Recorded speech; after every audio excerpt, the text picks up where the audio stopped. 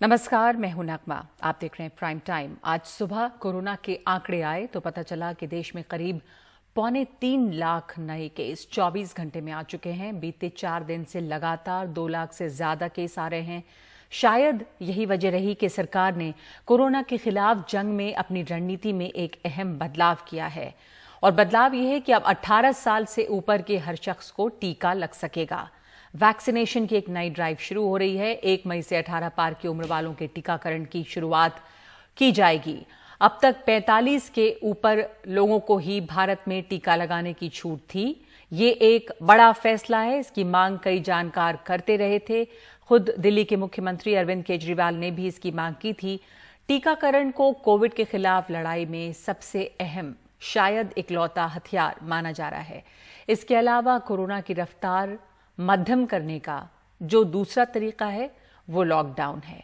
हालांकि ये एक बेहद तकलीफदेह तरीका है और बहुत ज्यादा कारगर नहीं हुआ था। पिछले लॉकडाउन के दौरान देश ने जो तस्वीरें देखी वो अब तक सबके जहन में है। लेकिन कोरोना के बढ़ते हुए मामलों को देखते हुए राज्य सरकारों को लग रहा है कि अब यही एक इकलौता तरीका बचा हुआ है कि भीड़ को सड़कों पर कम से कम किया जाए। इसलिए दिल्ली में अगले 6 दिन के लिए लॉकडाउन का ऐलान कर दिया गया है। ये लॉकडाउन 1 घंटे बाद यानी कि सोमवार की रात, आज ही की रात 10 बजे से शुरू होगी और अगले सोमवार की सुबह तक चलेगी। बिहार में भी रात का कर्फ्यू लगा दिया गया है। वहां पर स्कूल, कॉलेज, मॉल और धार्मिक स्थल अब 15 मई तक बंद रहेंगे। राजस्थान में 15 दिन के जन अनुशासन पखवाड़े का ऐलान किया गया है। वहां 3 मई तक जरूरी सेवाओं को छोड़ बाकी सब कुछ बंद रहेगा। उत्तर प्रदेश में भी इलाहाबाद हाईकोर्ट ने 5 जिलों लखनऊ, कानपुर, इलाहाबाद, बनारस और गोरखपुर में लॉकडाउन का ऐलान किया है। साथ में ये सुझाव भी दिया है कि बाकी राज्य में भी लॉकडाउन लगाया जाए। हालांकि राज्य सरकार कह रही है कि अभी शहरों में पूरा लॉकडाउन संभव नहीं है। तेलंगाना हाईकोर्ट ने भी राज्य सरकार से कहा है कि वो 48 घंटों में लॉकडाउन या कर्फ्यू पर फैसला करे। तो ये तस्वीर है, लेकिन लॉकडाउन के ऐलान के साथ दूसरी तस्वीर भी सामने आने लगी है। मजदूर फिर डरे हुए हैं कि उनका रोजगार छिन जाएगा। उनके सामने रोजी रोटी और छत का संकट खड़ा हो जाएगा।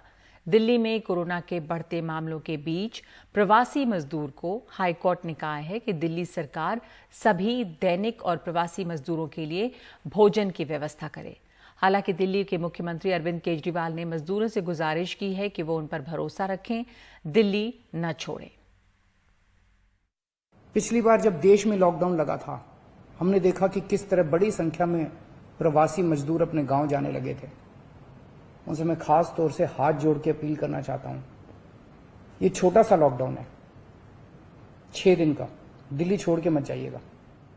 आपके आने जाने में इतना समय खराब हो जाएगा, इतना पैसा खराब हो जाएगा, इतनी ऊर्जा खराब होती है। दिल्ली में रहिए। मुझे उम्मीद है कि ये छोटा लॉकडाउन है और छोटा ही रहेगा। मुझे पूरी उम्मीद है कि शायद बढ़ाने की जरूरत ना पड़े। आप दिल्ली में रहिए। यकीन मानिए, हम पूरी ईमानदारी के साथ सब मिलकर लड़ेंगे तो जल्दी इस मुसीबत से छुटकारा पाएंगे। मैं आपको यकीन दिलाता हूं, सरकार आपका पूरा ख्याल रखेगी। मैं हूं ना, मुझ पे भरोसा रखिए। लेकिन मजदूर शायद सिर्फ अपने अनुभव पर भरोसा करना चाहते हैं। वो अपने घरों से निकल पड़े हैं। दिल्ली से बाहर जाने वाले रास्तों पर फिर उनकी भीड़ है। दिल्ली के आनंद विहार और कौशाम्बी इलाके में हमारे सहयोगी मुकेश सिंह सेंगर सुबह से देख रहे हैं कि कैसे मजदूर अपनी पीठ पर अपना असबाब थामे किसी बस या ट्रेन की तलाश में भटक रहे हैं। देखिए मुकेश की ये रिपोर्ट। दिल्ली के मुख्यमंत्री अरविंद केजरीवाल ने जैसे ही लॉकडाउन अनाउंस किया, उसके बाद से जो पलायन है वो शुरू हो चुका है और दोपहर के बाद से लगातार भीड़ बढ़ती जा रही है। इस वक्त मैं गाजियाबाद के कौशाम्बी बस अड्डे में हूँ। यहाँ पर हजारों की संख्या में प्रवासी मजदूर अपने घर जाने के लिए घंटों से बसों का इंतजार कर रहे हैं। आप देखें, जो पूरा बस अड्डा है वो भरा हुआ है, चाहे महिलाएं हों या बच्चे हों। घंटों से लोग यहाँ पर बैठे हुए हैं और यहाँ एक परिवार ऐसा है जो कि काफ़ी देर से ये लोग रो रहे हैं, परेशान हैं। मैं बात करता हूँ कि आखिर क्या हुआ है, क्यों ये लोग रो रहे हैं और बच्चे भी रो रहे हैं, इनकी जो माता जी हैं वो भी रो रही हैं और घर के मुखिया है वो भी रो रहे हैं। भैया क्या नाम है आपका, कहाँ के रहने वाले हैं? मेरा नाम अंकुश है। अच्छा, और कहाँ जा रहे थे आप? हम जा रहे थे अपना गांव। क्यों रो रहे हैं, वजह क्या है, क्या दिक्कत हो रही है? 10,000 रुपए हमारे काम करके आए थे, 10,000 रुपए यहाँ पुल के पास निकाल लिए।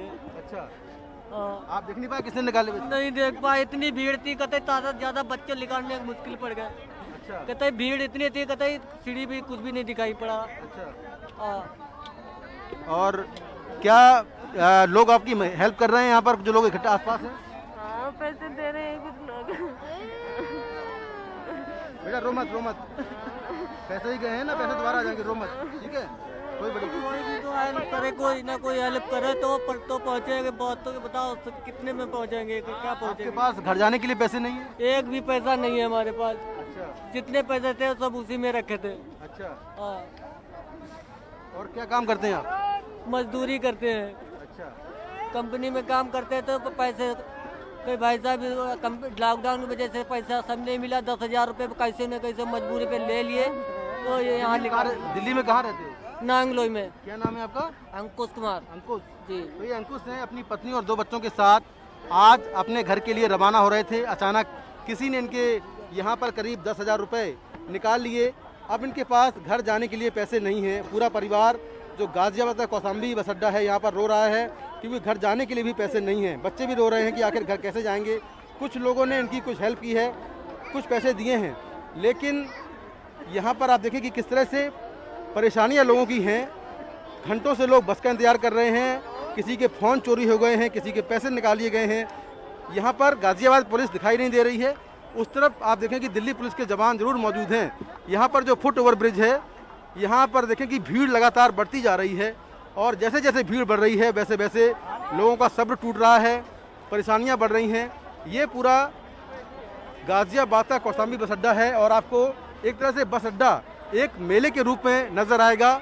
यहाँ पर हजारों की संख्या में लोग यहाँ पर मौजूद हैं और लगातार ये भीड़ बढ़ती जा रही है। ये लोग कब पहुँचेंगे अभी कुछ नहीं कह सकते, क्योंकि बसेस कम हैं, लोग ज़्यादा हैं और लोगों का जो पिछली बार का अनुभव रहा है, ख़ास तौर से लॉकडाउन का, लोग चाहते हैं कि उस तरह का अनुभव उनका इस बार ना रहे, वो परेशानियाँ ना हों।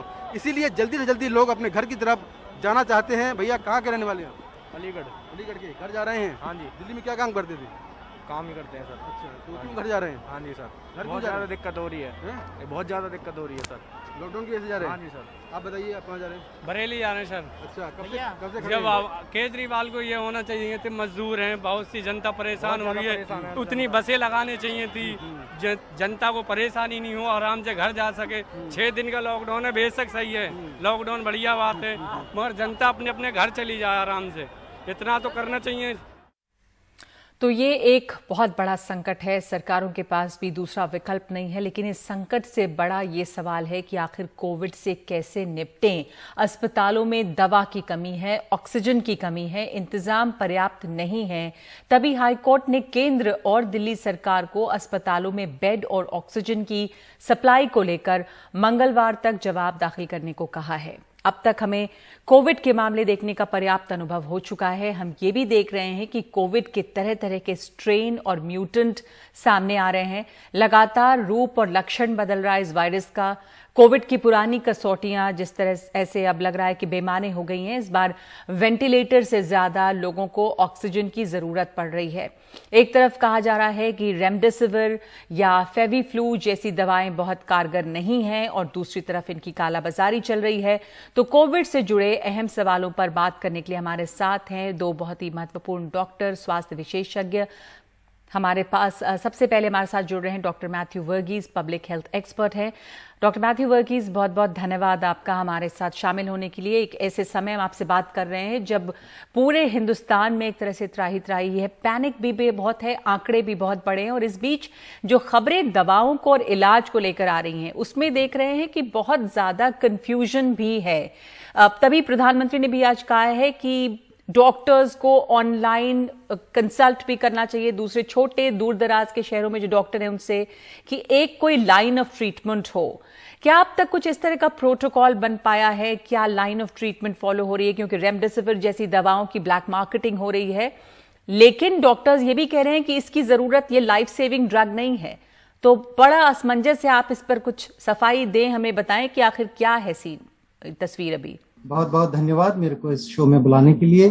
पहली चीज मैं बताना चाहता हूं कि इस बीमारी के बारे में जो इलाज जो आप सुन रहे हैं मीडिया में, लोगों में दहशत मची हुई है कि रेमडेसिविर चाहिए, ये प्लाज्मा चाहिए, अलग अलग किस्म की दवाइयां अलग अलग व्हाट्सएप यूनिवर्सिटी में चली जा रही हैं, इसके बारे में बहुत गलत फहमियां हैं।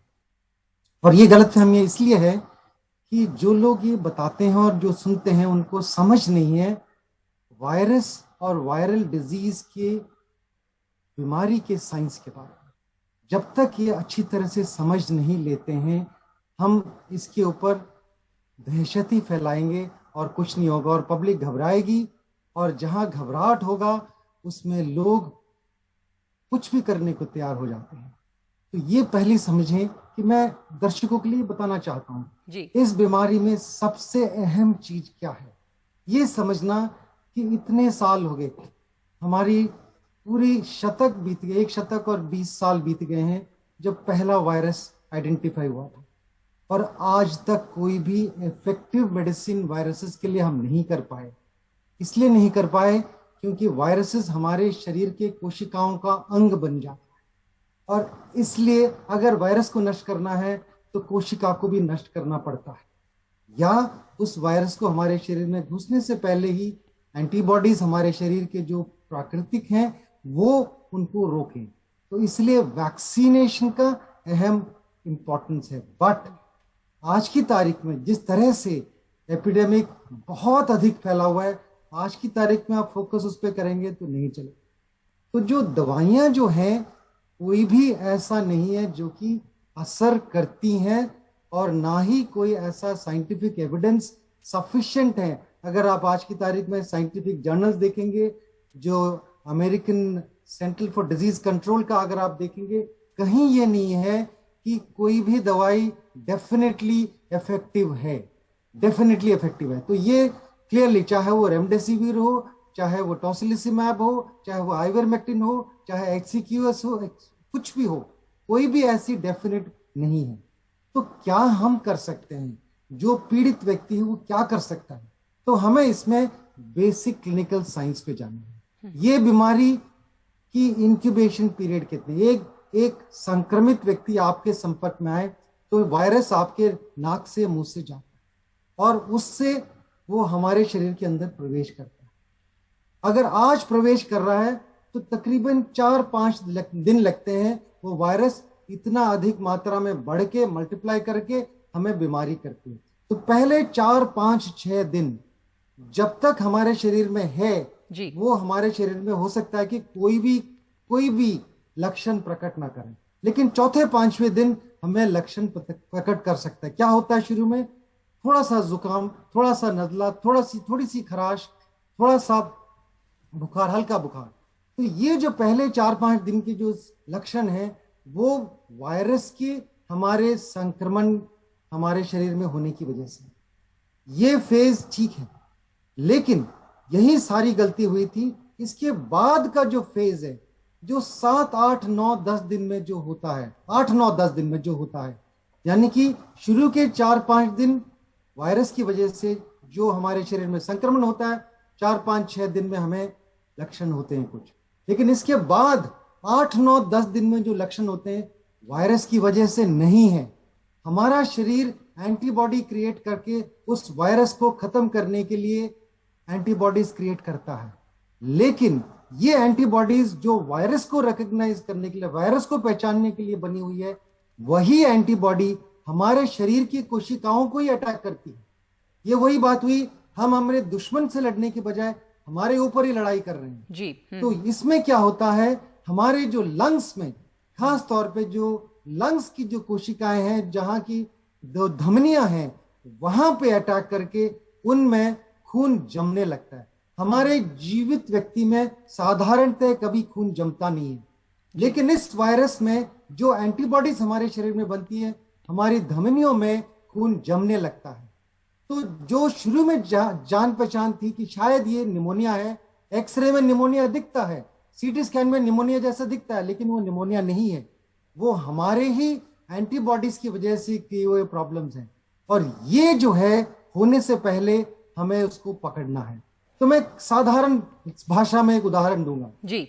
बादल उमड़ के आ गए, बादल उमड़ के आ गए, आप छाता लेके बाहर निकले, आप छाता खोलोगे? नहीं खोलोगे। बादल बरसने लग गए, धीमी धीमी बारिश हो रही है, तब आप छाता खोलोगे। लेकिन अगर आंधी हो जाए तो छाता नहीं काम चलेगा, आप शेल्टर ढूंढोगे। यही होता है बीमारी में।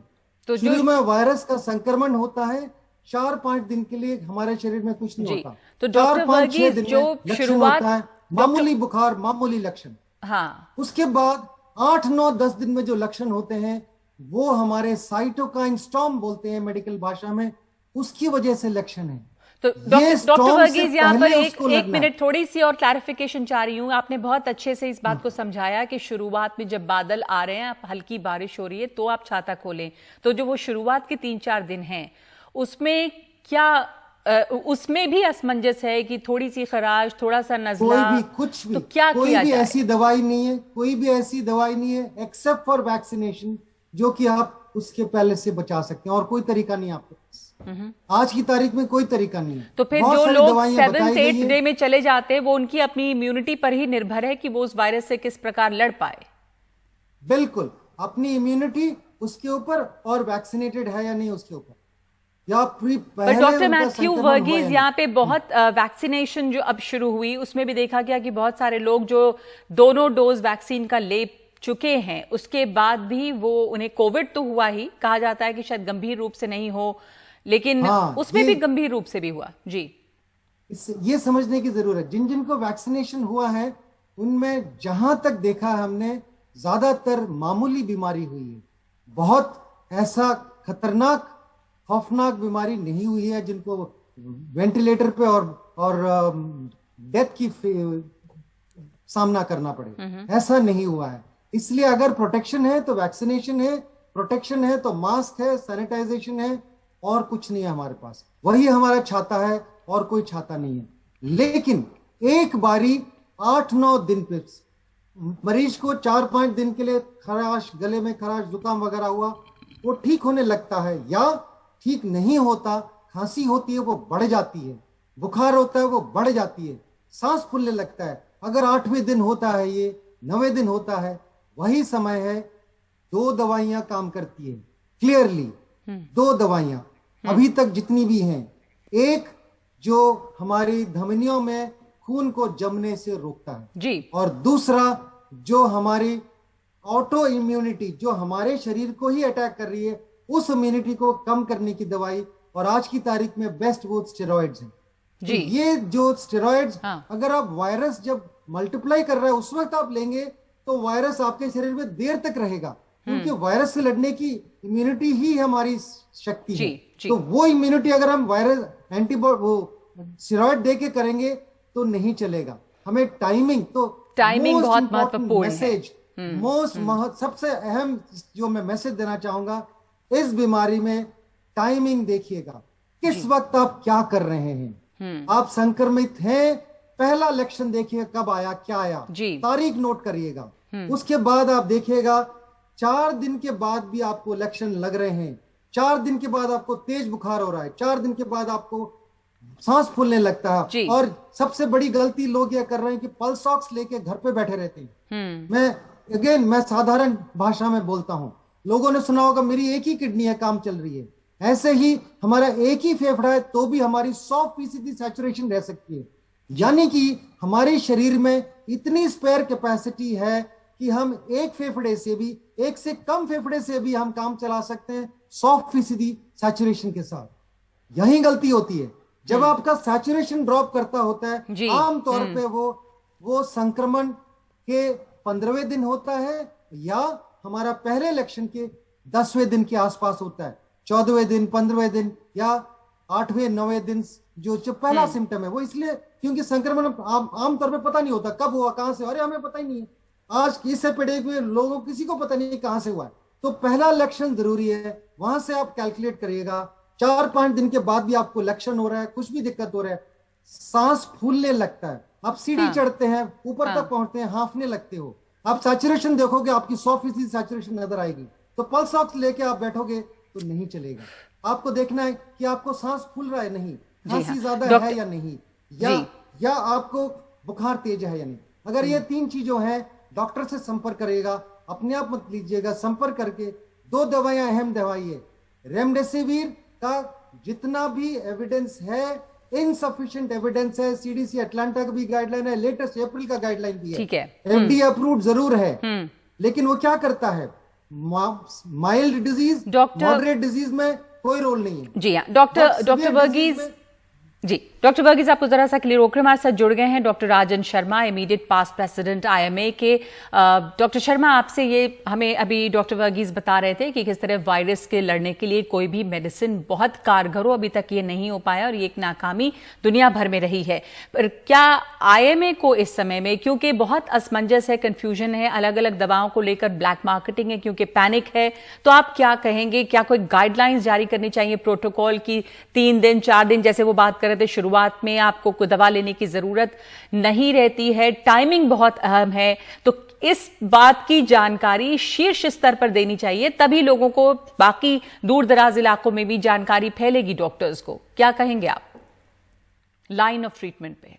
नमस्कार नगमा जी। सबसे पहले किसी भी गाइडलाइन से ज्यादा जरूरी है उस डॉक्टर की अपनी क्लिनिकल सेंस, वो आपको क्या समझा रहा है। हम दोहरे मापदंड अपना रहे हैं। एक तरफ हम कह रहे हैं कि आप इम्यूनिटी बूस्टर्स पीजिए, और मैं शुरू से कहता आया हूं, ये इसी के कारण घर बैठे बैठे माइल्ड केसेस कब मॉडरेट से सीवियर हो जाते हैं ये पता भी नहीं चलता, और हेल्थ इंफ्रास्ट्रक्चर जो ऑलरेडी ओवरलोडेड है वो ऑलरेडी और ओवरलोडेड हो जाता है। मरीज बेचारा परेशान है।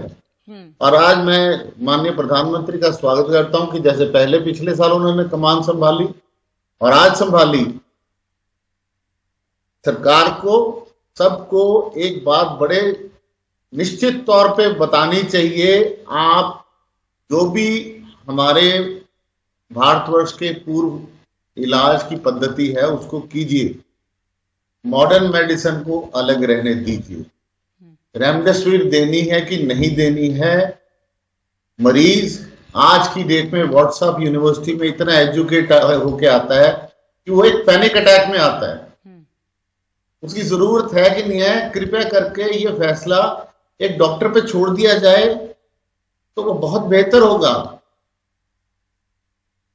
हम इसी चीज से लड़ते लड़ते इतने लोग 750 लोग हम अपनी जान गंवा चुके हैं। पर एक बात यह है कि जो अस्पताल हैं वो आपने जैसे खुद कहा कि ओवरलोडेड हैं, ये भी आप इनकार नहीं कर सकते कि बहुत ज्यादा संख्या बढ़ गई है, बहुत ज्यादा लोगों को अस्पताल की जरूरत पड़ रही है, ऑक्सीजन की जरूरत पड़ रही है। पिछले बार जो देखा गया था उसके मुकाबले बहुत ज्यादा नंबर्स हैं, तो उस केस में जब बड़े शहरों में, जब राजधानी दिल्ली जैसी जगहों में भी ऑक्सीजन की कमी है, अस्पताल में बेड्स की कमी है, तो पैनिक तो होगा ही। और डॉक्टर शर्मा, फिर ये रहता है कि क्या इसके लिए तो गाइडलाइंस हों, इसके लिए प्रोटोकॉल्स बताए जाएं कि भाई आप घर में रह के क्या क्या कर सकते हैं, क्या दवाएं हैं जो आप लें, क्योंकि डॉक्टर्स अवेलेबल नहीं है, किससे पूछा जाए, डॉक्टर्स फोन पर हैं, लोगों में वाकई एक पैनिक और एक अफरा तफरी है। कंसल्टेशन के लिए कहां जाएं, किनसे बात करें? अब अस्पताल जाते हैं तो मरीज जो है वो सड़कों पे खड़े हैं, कॉरिडोर्स में खड़े हैं, तो किस तरह से मुमकिन होगा ये सब? मैं आपकी बात से बिल्कुल सहमत हूं, मैं इस चीज को मना कर ही नहीं रहा हूं, परंतु एज ए डॉक्टर मैं आपको एक बात और बताना चाहूंगा कि जब सुविधा हमने अपना एक गार्ड को लेट डाउन किया, परंतु अब इस क्राइसिस में हमको सबको साथ मिलके इसको ओवरकम करना है। आज अगर ऑक्सीजन की कमी चल रही है, जो मैं देख रहा हूं, पढ़ रहा हूं, और जो मेरी इंफॉर्मेशन है कि विद इन अ डे और 2 ये जो मूवमेंट शुरू होगी ऑक्सीजन की एंड होर्डिंग ऑफ रेमडेसिविर। और सबसे बड़ी बात जो सराहनीय है वो ये है कि डीरेगुलेशन हो रहा है, स्टेट्स को वैक्सीन सीधे और रेमडेसिविर और इवरमेक्टिन सीधे खरीदने के चांसेस मिल रहे हैं। डॉक्टर शर्मा, लोग जो देख रहे होंगे और आम लोग हैं, दिल्ली की जनता जो है कम से कम, ये सोच रही है, जानना बस चाहेगी कि कितने दिनों में अस्पतालों में आपको लगता है कि आज बहुत सारी मीटिंग्स में प्रधानमंत्री उन्होंने कमान संभाली, हालात सुधरेंगे कि जिसको जरूरत है उसको बेड मिल पाए, उसको ऑक्सीजन मिल पाए, दवाएं मिल पाए, और ये अगर रेमडेसिविर की जरूरत है डॉक्टर्स बताते हैं तो वो मिले, क्योंकि छोटे छोटे अस्पतालों में देखा जा रहा है कि लोग भर्ती हैं और पेशेंट पे छोड़ दिया जाता है उनके अटेंडेंट पे कि आप जाइए और दवा ढूंढ कर लाइए। तो वैसे में लोग बाजार में घूम रहे हैं कि हम कहां से दवा लाएं, दवा अवेलेबल नहीं है। तो ये सब सुधरने की उम्मीद क्या हम करें, कब कितने दिनों में अस्पतालों की हालत जो है वो इन कंट्रोल रहेगी? ख्याल से तो 1 या 2 दिन में हो जानी चाहिए। प्राइवेट सेक्टर पहले जो बाहर था इस सिस्टम से, अब वो भी अपने आप को इस जंग में कूद चुका है, और जितने से ज्यादा हॉस्पिटल इस वक्त हमारे लोगों को बचाने की आवश्यकता है। जैसा कि कई जगह इलेक्टिव सर्जरीज लोगों ने खुद बंद की हैं या सरकारी हॉस्पिटल में बंद की गई हैं। ठीक है जी। बट आप कह रहे हैं कि 2-3 दिन में ये दुरुस्त हो जानी चाहिए, और वैसे भी आज फैसला लिया गया है कि शायद इलेक्शन रैलियां भी अब छोटी हो जाएंगी, सीमित हो जाएंगी। तो उम्मीद है कि ध्यान जो है चुनाव से हटकर सरकारों का इस तरफ ही लगेगा ज्यादा। बहुत शुक्रिया आपका डॉक्टर शर्मा, और हमारे साथ पहले जुड़े थे डॉक्टर वर्गीस। बहुत बहुत धन्यवाद आप दोनों का इस जानकारी देने के लिए तमाम मुद्दों पर। इस वक्त प्राइम टाइम में हम एक ब्रेक ले रहे हैं।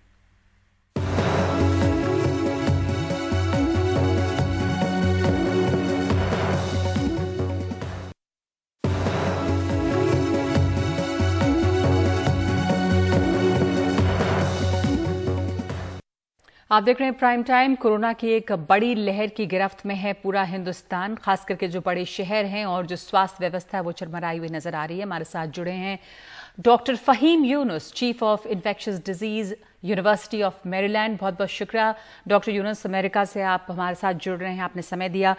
वायरस के और इसके ट्रीटमेंट के बारे में अब तक जो बातें साफ हुई हैं वो क्या हैं जो हम लोग डेफिनेटली बता सकते हैं लाइन ऑफ ट्रीटमेंट को लेकर? हिंदुस्तान में जो ये वायरस फैला है वो पिछली बार से ज्यादा इन्फेक्शियस है। अमेरिका जूझ चुका है इस तरह के वेव से, तो क्या लेसन्स हैं? ये नया म्यूटेंट है, बच्चों में भी हो रहा है, आप क्या इसके बारे में जानकारी देंगे? जी बहुत शुक्रिया आपका। पहली बात यह है कि कुछ चीज़ें हैं जिनके बारे में हम क्लियर हैं, और कुछ चीज़ें हैं जो अभी पता चल रही हैं जिनके बारे में हम क्लियर नहीं हैं। जैसे बच्चों की आपने बात की, मेरा ख्याल है हम अभी इस पर क्लियर नहीं हैं, लेकिन जो क्लियरली हमें पता है कि ये वायरस रेस्पिरेटरी, सांस के ज़रिए फैलता है। इसका मतलब यही नहीं कि हमारी हवा में हर वक्त वायरस है, ऐसा नहीं है। जब हम किसी के करीब होते हैं तो ये वायरस एक शख्स से दूसरे शख्स में जा सकता है। ये 2 से 5 दिन में इसके सिम्टम्स शुरू होते हैं। आमतौर पे दूसरा हफ्ता बीमारी का जो है उसमें पेशेंट्स की तबीयत ज़्यादा ख़राब होती है।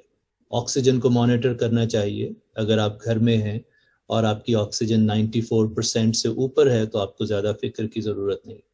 95% डेथ जो है, जो मौत होती है कोविड के केसेस में, वो 50 साल से ज़्यादा की उम्र के लोगों में होती है। तो ये वो चीज़ें हैं जो अभी तक हम जानते हैं, और जिससे कुछ लोगों को तसल्ली मिल सकती है कि अगर वो 50 साल से कम उम्र में है और अगर उनको डायबिटीज़, हाई ब्लड प्रेशर या ओबेसिटी, मोटापे वगैरह की शिकायत नहीं है, तो उनके ठीक होने के इम्कानात बहुत ज़्यादा हैं। जी, दूसरे जो बच्चों की बात की वो अभी तक क्लियर नहीं है। अमेरिका ने भी इस तरह की एक लहर, एक वेव देखी है। ये जो म्यूटेंट है, ये क्या पहले से इस बार कहा जा रहा है कि यंग पॉपुलेशन ज़्यादा अफेक्टेड हो रही है? ये जो म्यूटेंट है वो यूके ब्राज़ीलियन म्यूटेंट का भी एक तरह से कॉकटेल है, और ये इंडिया वेरिएंट इसको बताया जा रहा है। लाइन ऑफ ट्रीटमेंट जो है उसमें क्या दवा कारगर रही है? किस तरह की ट्रीटमेंट अमेरिका में किया गया? स्टेरॉइड्स भी इस्तेमाल होते हैं, पर टाइमिंग की बहुत इंपॉर्टेंस है। इन चीज़ों के बारे में आप क्या जानकारी देंगे? जी, 2 चीज़ें हैं, म्यूटेंट और ट्रीटमेंट। जो म्यूटेंट है इसके बारे में अभी हम इतना ज़्यादा इसलिए नहीं जानते क्योंकि उतनी तहकीक या रिसर्च नहीं हो सकी। टिपिकली एक मुल्क को कम से कम 5% जेनेटिक सीक्वेंसिंग करनी होती है, जिसको हम कहते हैं रिप्रेजेंटेटिव सैंपल, कि उस जगह पे जेनेटिक सीक्वेंसिंग करें कि जो आपके ख्याल में आपके पूरे इलाके का या पूरी स्टेट या मुल्क का रिप्रेजेंटेटिव है। इंडिया में अभी तक वो सीक्वेंसिंग 1% से भी कम है, और अमेरिका का भी यही हाल है। अमेरिका कुछ ज़्यादा बेहतर नहीं है, हमारे भी यहाँ 1% से कम है। तो जब तक सीक्वेंसिंग इतनी कम हो तो आप उसके बारे में कुछ ज़्यादा सर्टेनिटी से नहीं कह सकते कि क्या होगा। ऑफ कोर्स ये म्यूटेंट बढ़ रहा है, 50 से 60% लोगों में ये पाया जा रहा है, लेकिन आई थिंक अभी WHO ने भी इसको वेरिएंट ऑफ इंटरेस्ट कहा है, वेरिएंट ऑफ कंसर्न नहीं कहा। तो मैं आपको 100% अथॉरिटी से नहीं कह सकता कि ये कितने % ज़्यादा ट्रांसमिसिबल है या इसको वैक्सीन से ये इवेड करेगा इम्यूनिटी को या नहीं। लेकिन ट्रीटमेंट्स का जहाँ तक ताल्लुक है, अगेन अगर आपकी उम्र कम है 50 साल से, अगर आपको डायबिटीज़, हाई ब्लड प्रेशर वगैरह नहीं है और आपकी जिसको पल्स ऑक्स कहते हैं हम, आपके जिस्म में ऑक्सीजन 94 से ज़्यादा है, तो आपको किसी स्पेशल ट्रीटमेंट की ज़रूरत नहीं है। आप जो भी दवा, वो पैरासीटामोल है या ब्रूफिन, आइबुप्रोफेन है, जो आप अपने रेगुलर बुखार, गले खराब के लिए लेते हैं, आप वो लीजिए, 1 से 2 हफ्ते में आप ठीक हो जाएंगे। लेकिन अगर आप हॉस्पिटल आ गए हैं, 94 से कम हो गई है आपकी ऑक्सीजन, तो ऑफ कोर्स पहले तो आपको ऑक्सीजन चाहिए। उसके बाद हम डेक्सामेथासोन देते हैं 6 मिलीग्राम 1 दिन रोजाना की दवाई 10 दिन के लिए, और इसके साथ थोड़ी सी मिकदार में एंटाइकोएगुलेशन देते हैं। रेमडेसिविर का जहाँ तक ताल्लुक है, रेमडेसिविर हम सिर्फ तब देते हैं जब पेशेंट अगेन उसका पल्स ऑक्स 94 से नीचे चला जाए और उसकी बीमारी को 10 दिन से कम हुए हों। रेमडेसिविर जितना जल्दी दें आप, तब थोड़ा बहुत उसका फर्क होता है, और पेशेंट वेंटिलेटर पर ना हो। अगर पेशेंट को 10 दिन से ज्यादा हो गए हैं उसके सिम्टम्स को, या वो वेंटिलेटर पे है, तो रेमडेसिविर का बिल्कुल कोई फायदा नहीं, हम अमेरिका में फिर नहीं देते जी। और इसके बावजूद जब हम देते भी हैं तो रिजल्ट्स उसके बहुत सॉफ्ट हैं, कोई ऐसे रिजल्ट्स नहीं है कि जिसको आप मैजिक क्योर कह सकें। और प्लाज्मा अब इस्तेमाल नहीं हो रहा अमेरिका में बाय एंड लार्ज, शायद कुछ लोग कर रहे हो, लेकिन बाय एंड लार्ज हम पहले प्लाज्मा यूज करते थे। उसके ऊपर भी अब जो तहकीक है वो ये है कि इसका कुछ खास फायदा नहीं हो रहा। जी जी, बहुत बहुत शुक्रिया आपका डॉक्टर यूनुस इन बातों को बताने के लिए। बहुत सारी चीज़ें बहुत ईमानदारी के साथ कि क्या आप तक जानकारी है और क्या आप तक पता नहीं है। अगर आप हेल्दी हैं, अगर आपकी इम्यूनिटी अच्छी है, तो जो आम दवा है उससे भी लोग ठीक होते हैं। किस वक्त दवा देनी चाहिए, और ये भी साफ है कि प्लाज्मा से ज़रूरी नहीं है कि जान बचे। ये अब यहाँ पर भी हिंदुस्तान में भी साफ हो रहा है। बहुत बहुत शुक्रिया आप तमाम लोगों का प्राइम टाइम में हमारे साथ जुड़ने के लिए।